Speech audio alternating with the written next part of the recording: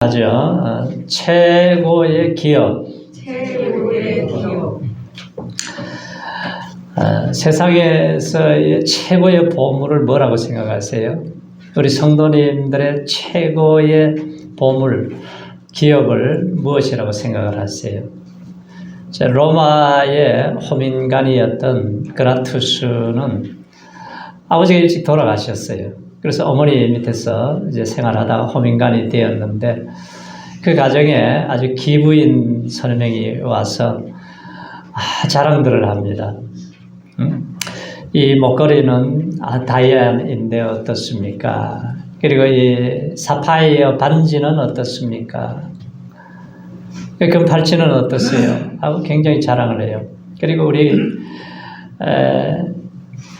코르넬리아 부인도 귀중한 보물이 있을 것 같은데 좀 보여주시고 자랑 좀 해주세요. 그러는 거예요.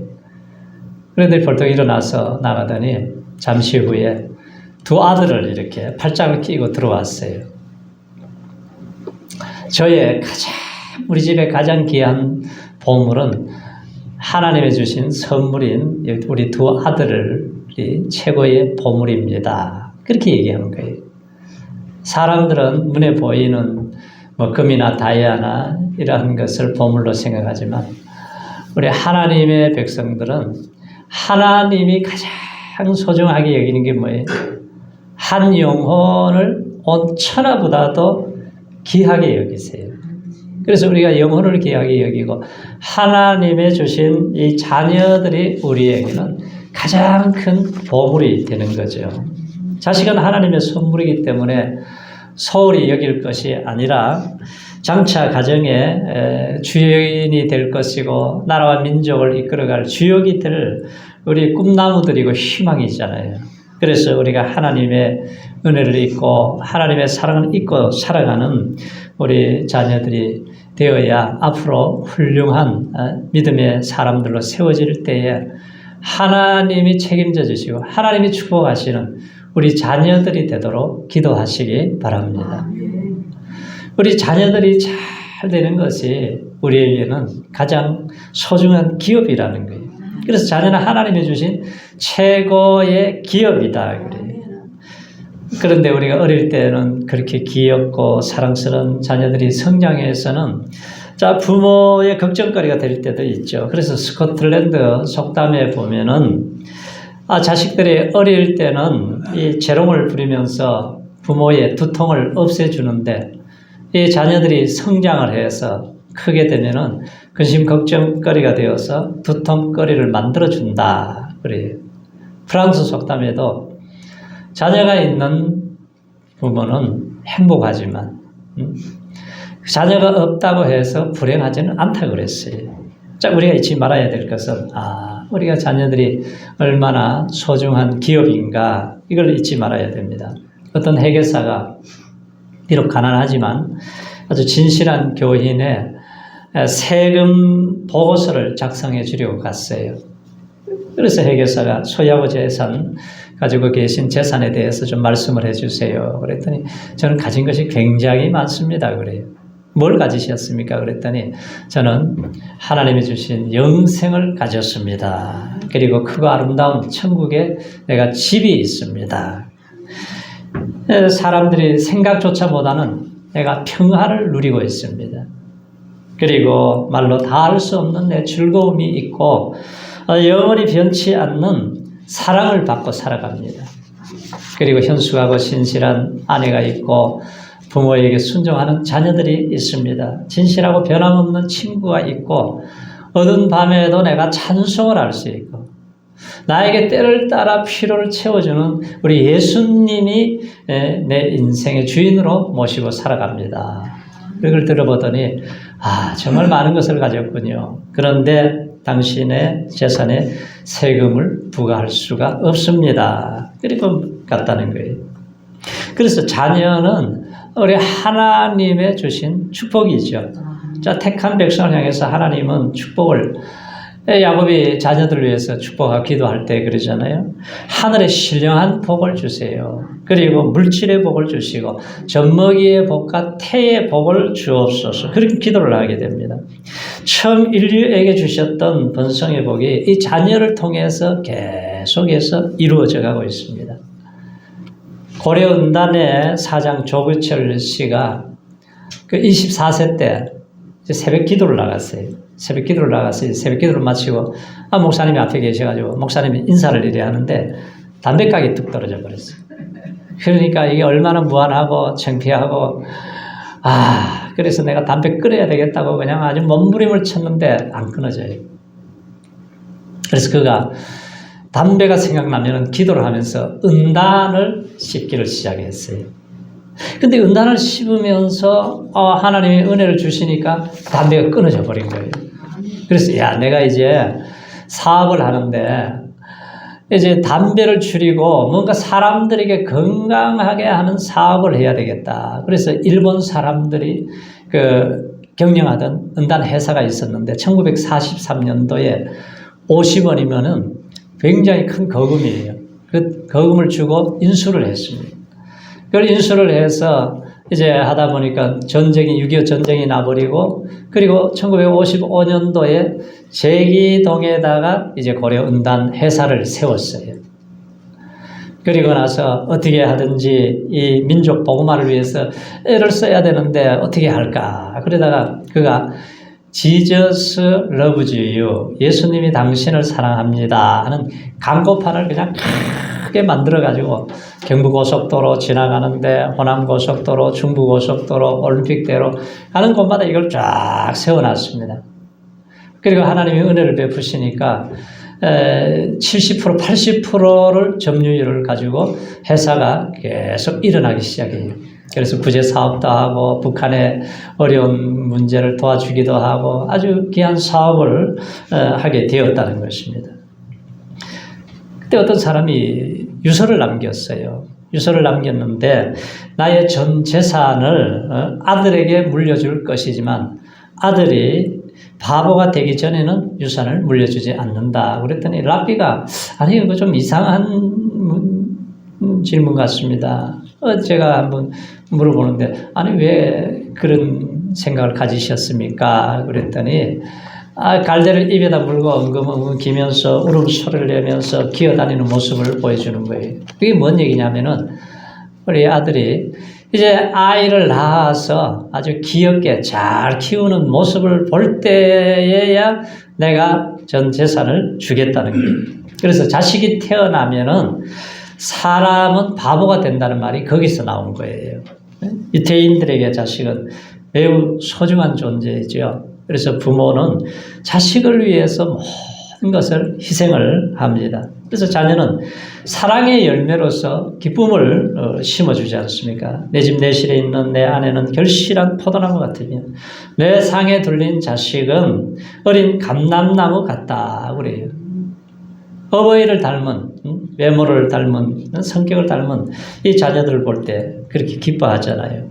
우리 하나님께서도 하나님의 형상으로 만든 우리 하나님의 자녀들이 주일 되면은 교회에 나와서 이렇게 예배를 드리는 모습을 보실 때에 하나님이 그렇게 기뻐하시는 거예요. 내가 너로 인하여 기쁨을 이기지 못하냐 즐거워하시며 어쩔 줄을 몰라 하시는 분이 하나님이십니다. 그래서 우리가 부모 앞에서 자녀가 기쁨의 대상인 것처럼 우리가 하나님 앞에서 성도의 기쁨의 대상이죠. 자, 성숙한 자녀는 부모를 지켜주는 방책이 됩니다.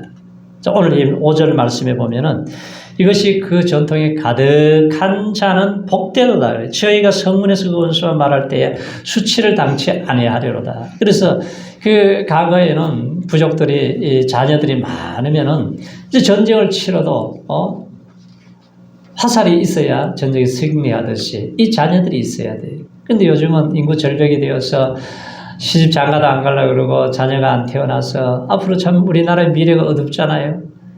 출산율이 전 세계에서 가장 낮은 나라가 되어버렸어요. 그렇게 되면은, 인구는 점점 줄어들게 되면 외국 사람들이 와서 이 땅을 아마 차지하게 될 것이고, 우리는 아마 수치를 당할 수도 있어요.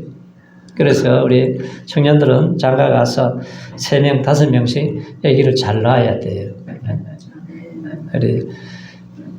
모슬렘 보세요. 영국에 이민을 가면은 거기 가가지고 그냥 5명, 10명씩 아기를 낳고 그러니까 아주 그냥 그 무슬림이 이제는 다 시장도 하고 다 장악을 해버리지 않습니까? 그렇게 되는 거예요. 그래서 우리가 신앙 좋은 이 자녀들이 정말 부모를 잘 공양하게 됩니다. 우리 이방 여인 하면은 룻이 생각나잖아요. 룻이 모압 여인인데 이방 여인인데 이스라엘 유대 땅에 살다가 어려움이 오니까 이민을 간 가정, 나오미의 가정에 그 가정에 시집을 왔어요. 그런데 10년이 지나니까 시아버지 돌아가시고 남편도 죽고 다 남자들이 다 죽어버리고 집안이 망해버렸습니다. 그러니까 이제 나오미 시어머니가 얘들아 이제 나에게는 희망이 없다. 그러니까 너희들은 이제 고향으로 돌아가든지 또 좋은 신랑감 만나서 결혼도 해야 되고 하니까 나를 떠나가라고 그랬더니 오르바는 입맞춤을 하고 가버렸는데 룻은 믿음이 들어갔어요. 이 가정에 들어왔어요. 믿음이 들어갔으니까 야 이렇게 불쌍한 시어머니를 내가 홀로 보낼 수가 없다. 어머니 가시는 곳에 내가 갈 겁니다. 어머니 잠자는 곳에 내가 잘 것이고 어머니 죽으시는 곳에서 내가 죽을 것입니다. 나를 떠나라고 하면은 하나님이 벌 위에 벌을 내리시기를 바랍니다. 신앙이 들어갔어요. 그래서 시어머니하고 베들레헴에 돌아와서 먹을 것이 없으니까 이 며느리가 얼마나 효부예요. 사람들이 농사하는 그 밭에 가가지고 이삭을 주워다가 매일 끼니를 공개를 하는 거예요. 이 효부 소문이 나니까 그 지역의 유력자 보아스가 사랑하게 되고 보아스와 결혼을 해서 거기서 누가 나와요? 다윗이 나와요. 그 후손이 누가 나와요? 예수님이 나와요. 그래서 그 가정에 이 이방녀의 룻이 예수님의 족보에 들어가는 이 축복을 누리게 되지 않습니까? 그래서 우리 자녀들이 요셉과 같은 아들이 하나만 나와도 대박이 나는 거예요. 요셉이 그렇게 아버지 사랑을 받고 채색 옷을 입고 살다가 형들이 미워가지고 아주 그냥 부덩이에 던져 죽이려고 그러다가 이스마엘 사람들에게 팔아버렸습니다. 애굽에 가서 종살이하고 노예 생활하는데 그런데 중요한 건 뭐예요? 하나님이 함께 하시면 괜찮아요. 하나님이 함께 하시면 종살이하고 누명을 쓰고 감옥에 들어가도 하나님의 시간이 되니까 하나님이 성령 충만한 요셉을 통해서 바로 왕의 꿈을 해석하니까 애굽의 총리가 되어버리잖아요. 그런데 7년 기근이 오게 됩니다. 고향에 살던 아버지와 형들, 가족들이 굶어 죽게 생겼어요. 그러니까 양식이 다 떨어졌으니 이제 형들이 애굽에 곡식을 사러 왔더니 보니까 애굽의 총리가 된 거예요. 그래서 형님들 이제 빨리 집으로 돌아가셔서 아버지와 자녀들과 그리고 소와 양들을 다 끌고 고센 땅에 가까이 와서 저에 가까이 와 계십시오. 그러면 그곳에서 기름진 것을 먹게 되고 즐거움을 얻게 될 것입니다. 걱정하지 말고 다 모시고 오십시오. 그래서 수레를 보냈어요. 수레를 보내고 먹을 양식을 다 준비해가지고 보냈더니 아버지한테 얘기했더니 깜짝 놀라는 거예요. 야, 짐승이 뜯어 죽어서 없어진 아들이 어떻게 애굽의 총리가 되냐고 믿지를 못하는 거예요. 근데 나중에 보니까 진짜 애굽에서 보낸 수레를 보고서야 기운이 막 소생을 하고 야 내가 가서 죽는 한이 있어도 내가 가서 만나야 되겠다. 그래서 와가지고 키스를 하고 요셉을 만나는 이 감격을 누리게 되고 결국은 이 요셉이 어떻게 해요? 온 가족 70명을 다 살리고 큰 민족을 이루었어요. 그리고 나서 이제 애굽도 살리고 이웃 나라도 살리는 이 놀라운 축복을 누리게 된 거 아니에요. 그래서 우리 자녀들이 믿음으로 성령 충만한 자녀로 잘 키우시도록 기도로 키우시기 바랍니다. 자녀는 능력의 상급이에요. 오늘 4절 말씀을 같이 읽어보세요. 4절 말씀에 우리 다 같이 시작. 젊은 자의 자식은 장사의 수중에 뭐가 같다는 거예요? 화살 같다는 거예요. 능력 있는 하나님의 선물인 자녀를 바르게 정확하게 양육을 해야 된다는 거예요. 그래서 부모의 할 시위에서 출발하도록 하면 안 됩니다. 대부분의 사람들이 내가 의사인데 우리 아들 의사 만들어야지. 내가 변호사인데 변호사 만들어야지. 내 작품을 만들려고 그러면 안 돼요. 하나님이 준 은사가 있고 하나님의 작품을 만들어야 돼요. 하나님의 할 시위에서 나가도록 만들라는 거예요. 그래서 하나님의 자녀들을 하나님이 책임져 주셔야 되잖아요. 하나님이 안전하게 하시고 하나님이 축복을 하셔야 그게 축복이 되는 거죠. 철학자 소크라테스가 이제 죽을 날이 가까웠어요. 그 제자들 쭉 모여가지고 선생님 마지막으로 꼭 한마디 해주세요. 그랬더니 야 내가 아테네 산에 올라가서 마지막으로 소리 지르고 싶은 한마디가 있다.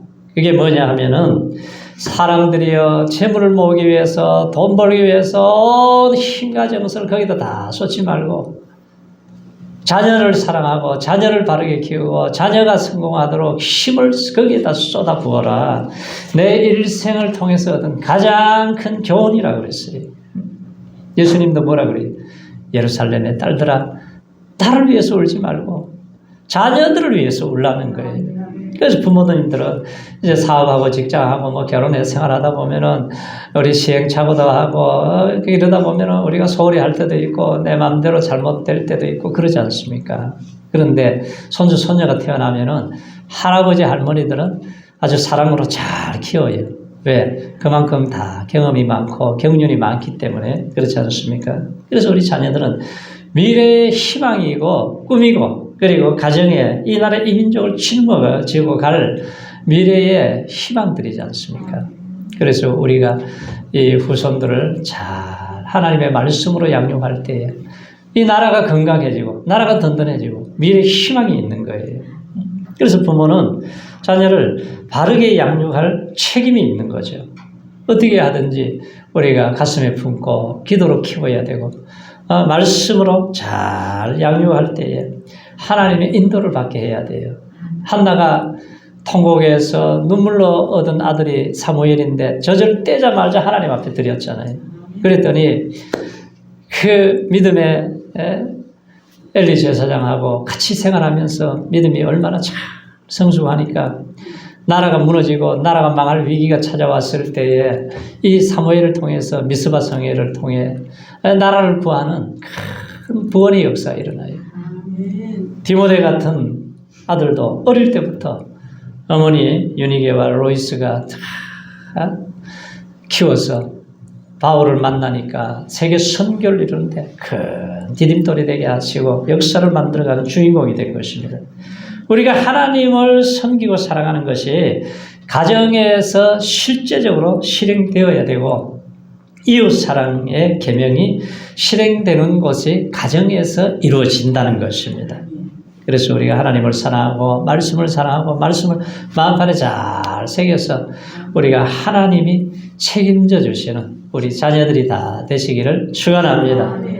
주광조 장로님은 주기철 목사님의 막내 아들이었어요. 그런데 뼈를 깎는 시련과 고통을 많이 당합니다. 목사님의 아들로 태어나서 그 시대가 얼마나 어려웠어요. 어머니가 일찍 돌아가셨어요. 새어머니 오정모 사모님이 들어왔어요. 주기철 목사님은 신사 참여 반대하다가 감옥에 들어갔습니다. 그리고 이제 시어머니와 부모님과 이제 자녀들을 돌보는데 너무 어려워요. 그러니까 일본이 사람들이 배급을 안 주는 거예요. 이 교회 사람들에게. 그리고 성도들이 도우려고 하면은 다 감시를 해서 차단을 시켜버리는 거예요. 그러니까 맨날 굶고 배고픈 가운데서 살아가는데 새벽 5시면은 어머니가 깨워가지고 전부 다 새벽 기도를 시키고 1시간 동안 기도해야 된다. 30분 동안 성경을 읽어야 된다. 그렇게 하면서 저녁이 되면은 또 예배를 드리고 저녁에는 통성으로 기도하라고. 막 졸기만 하면은 막 야단을 치고 말이죠. 얼마나 엄하게 키웠는지 몰라요. 그러니까 이 예배 드리고 기도하는 것이 감사한 게 아니고 나중에는 막 짜증이 나고 너무너무 싫은 거예요. 하나님에 대해서 의심이 생길 정도로. 그렇게 금식하고 기도했는데 결과는 어떻게 됐습니까? 1944년도에 순교의 제물이 되어서 시신이 교회로 돌아왔어요. 그랬더니 이 아들이 말이죠. 땅을 치고 통곡을 하는 거예요. 하나님이 살아계시면 어떻게 이럴 수가 있느냐고. 절대로 난 죽어도 목사는 안 된다고. 그런데 그 형 주영진 전도사는 6.25 때에 공산당에 의해서 순교를 당했습니다. 새어머니가 세상을 떠나버렸어요. 그러니 얼마나 힘들었겠어요. 남한으로 내려왔는데 어렵게 생활하다가 아주 믿음 좋은 여자를 만나가지고 결혼했습니다. 그래서 하영조 목사님의 말씀을 듣고 성경 공부를 하면서 눈이 열렸어요. 믿음의 눈이 열리니까 아버지가 신사참배 반대하고 그 모진 고통을 당하다가 순교한 것이 이게 비참한 꼴이 아니고 이렇게 귀한 것이구나. 신앙에 철이 드니까 깨달아진 거예요. 그래서 그 아버지께 너무너무 감사하고 존경을 표하면서 간증을 하지 않습니까? 원정수 권사는 서울대 의대를 수석으로 졸업을 했어요. 수석으로 하고 의사고시에 수석으로 합격을 하고 미국에 가서 병원을 개업해서 하면서 요즘 간증하고 다니는 소리를 들어보는데 그가 첫 월급을 받았을 때 어머니께 다 드렸어요. 드렸더니 이게 첫 열매 아니냐. 하나님 앞에 드려야지. 하나님 앞에 드렸습니다. 그 어려울 때인데. 그리고 의사 수석 합격을 하고 나니까 추가금이 나왔어요. 많은 돈이 나왔습니다. 그래서 어머니 용돈도 드리고 삼겹살도 좀 사 먹었으면 좋겠다. 그런데 이것도 첫 열매 아니냐. 하나님 다 드려버렸어요. 그때는 섭섭하기는 했는데 그런데 눈물로 이렇게 다 키워주고 하나님의 사랑을 깨닫게 해주셔서 그 어머니 때문에 내가 있게 되고 하나님이 내 인생을 책임져 주시고 인도해 주신다는 것을 이 간증하는 것을 한번 들어보세요. 얼마나 감동이 됩니까? 그러니까 그 어머니가 눈물로 뿌려놓은 씨앗의 열매가 지금 쫙 나타나고 있는 거예요. 그래서 가정에 우리 부모님들이 자녀들을 위해서 기도하면은 언젠가는 그것이 잎이 나고 싹이 나고 꽃이 피고 열매를 맺게 되는 거예요. 자, 부모에게는 자녀들이 신앙생활 잘하는 것이 가장 큰 기쁨 중에 하나잖아요. 하나님 보실 때 자녀들이 신앙생활 잘하고 섬기는 모습이 얼마나 아름답고 소중합니까? 그래서 우리가 교회를 세우는데 아름답게 쓰임받고 하나님을 잘 사랑하고 하나님의 마음을 시원하게 해드리는 충성들은 일꾼들이 우리 가정마다 일어나시기 바랍니다. 우리가 제일 좋은 자녀 교육은 뭐냐? 부모님들이 하나님을 뜻과 마음과 정성과 힘을 다해서 사랑하는 모습을 보여주는 거예요. 그게 뭐예요? 하나님 앞에 진정으로 예배드리는 거죠. 그리고 하나님의 말씀을 마음판에 새겨줘야 돼요. 하나님의 말씀을 마음판에 새겨주고 자녀들을 부지런히 가르치고 집에 앉았을 때든 길에 행할 때든지 누웠을 때든지 일어날 때든지 이 말씀을 강론해야 된다. 미간에 붙이고 손목에다 메고 마음판에 새겨주고 집 문설주와 바깥문에 기록을 해서 들어가면서 나가면서 말씀을 보고 자라게 해야 된다. 그렇게 하면은 그렇게 순종하면은 하나님이 뭐라고 그래요? 네가 건축하지 아니한 크고 아름다운 집을 주시겠다고 했어요. 성읍을 주신다. 네가 채우지 아니하는 물건이 가득한 집을 주신다. 네가 파지 아니하는 우물을 주시고 너가 심지 않는 포도나무와 감람나무의 소출을 먹게 해서 배부르게 만들어 주신다. 하나님이 들어가도 나가도 복을 주시겠다고 그랬어요. 그래서 이러한 하나님의 놀라운 축복이 우리 가정마다 함께 하시기를 바랍니다. 하나님을 경외하도록 만들고 하나님을 사랑하고 시간이 갈수록 우리의 신앙이 하나님의 기쁨이 되는 이 복된 가문을 만드는 우리 모든 성도님들 가정 되시기를 바랍니다. 올 가정의 달이잖아요. 그래서 우리가 가정에 대해서 한 달간 우리가 말씀을 듣고 하나님이 축복하는 하나님의 설계한 가정을 만들어서 우리 마음껏 하나님이 은혜를 베푸시는 우리 모든 가정들이 되시기를 축원합니다.